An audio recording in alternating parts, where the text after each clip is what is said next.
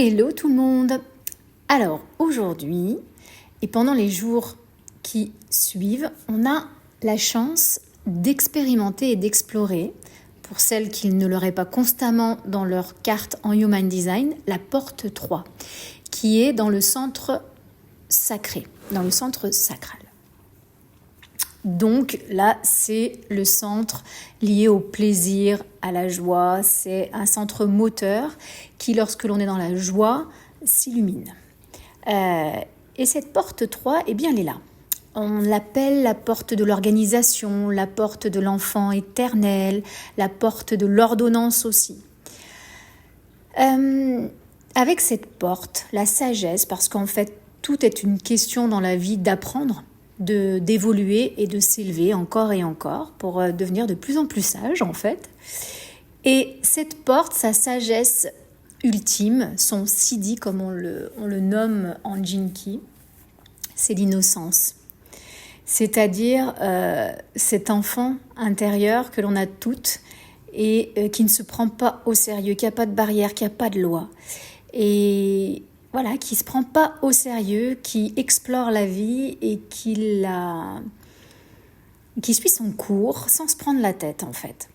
Et c'est vraiment la sagesse qui découle de cette porte.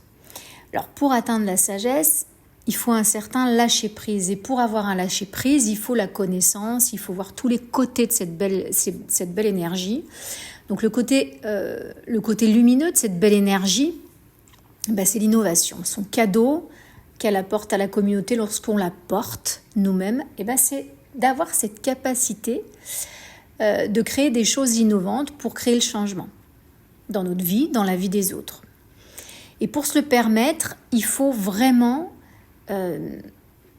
se détacher du chaos et de l'égoïsme, parce que c'est là-dedans, c'est après ça qu'on trouve la coopération et l'innovation en fait. C'est quand on arrive à se détacher du chaos et de l'égoïsme que l'on va vraiment pouvoir rester dans ce véritable optimisme qui crée une énergie hyper dynamique au service, qui contribue par la création, par le fait de jouer avec la vie et de créer des choses innovantes qui permettent le changement.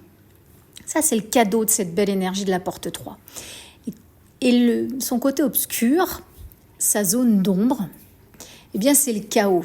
Derrière ce côté de l'innovation, pour pouvoir en être capable et le donner au monde, il faut avoir conscience de cette peur de ne pas survivre. En fait, c'est ça qui se cache derrière ce grand pouvoir innovateur avec cette porte 3. C'est cette peur de ne pas survivre. C'est ce chaos, avoir peur du chaos. Le chaos, c'est l'inattendu en fait. Mais l'inattendu de ce que la vie va vous offrir au fur et à mesure. Et en fait, si on est hyper réactif à ce chaos, on part dans tous les sens, on peut être aussi un peu agressif, avoir la rage, on veut avancer, etc. Et on veut contrôler, on est dans l'hyper-contrôle en fait. Et plus on sera réactif à cette ombre et plus on va être hyper désordonné et plus on va être dans le contrôle, on s'en sortira pas. Si on réprime complètement cette peur de ne pas survivre qui pourrait nous faire une petite